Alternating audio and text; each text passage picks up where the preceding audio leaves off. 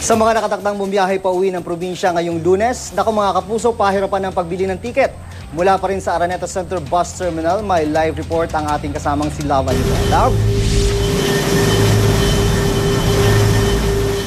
June, eto na nga, nandito tayo ngayon sa may ticketing selling or ticket selling dito sa Araneta Bus Terminal. Makikita natin, itong kanina, medyo kumunti na, no? Kanina mahaba yung pila na to eh. Ito yung papunta ng Rojas, ano, papuntang Iloilo.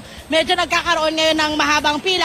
Pero yung iba, kaya walang pila dahil kagaya po nito, ibang kumpanya ng bus, nakalagay fully booked na po sila. Kaya naman, wala na masyadong pumipila sa mga lugar. Pero asahan din daw, ayon sa mga otoridad ng Araneta Bus Terminal, na pagdating mamayang gabi hanggang bukas, mas marami pa po ang magbabakas sakali na makauwi nga at makabili ng ticket dito sa Araneta Bus Terminal para mag-celebrate ka ng Pasko sa kanilang probinsya. Okay, kanina nakausap natin si si Superintendent Ramon Pranada, ang Station Commander ng Cubao Police Station. Sir, ang huli nating usapan, ano po yung mga, kumusta naman po yung ating pag-iikot dito 24 oras dito sa paligid ng bus terminal?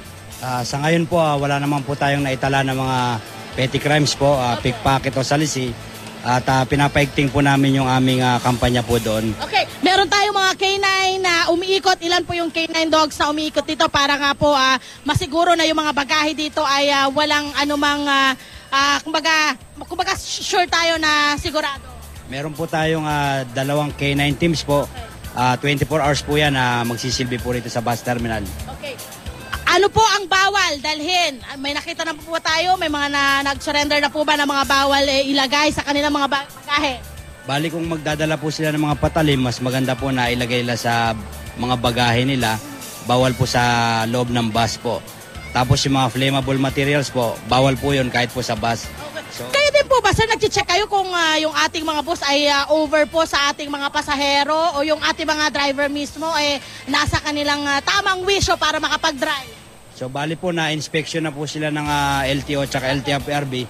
So sa amin paalala na lang po. Okay, marami pong salamat, sir. Ayan, mga kapuso, paalala din po. Kaya naman din siguro kayo nagtataka bakit ngayon yung ating mga kapusong mga sasakay o pasahero ngayon na nagsisidatingan at nagdadagsaan. Kaya daw po sila ngayon lang sasakay kasi nga yung kanilang mga bonus hinintay pa nila. At syempre pa, kayo ngayon po ay may mga pasok. Kaya naman yung iba nating mga kapuso naghintay pa na makapagpaalam sa kanilang mga boss para po sila ay mapayagan na makauwi sa kanilang probinsya. Kaya po ngayon, talaga namang sobra-sobra ang dating ng ating mga mananakay dito sa Araneta Bus Terminal. Yan muna ang update namin dito. Balik sa'yo, June.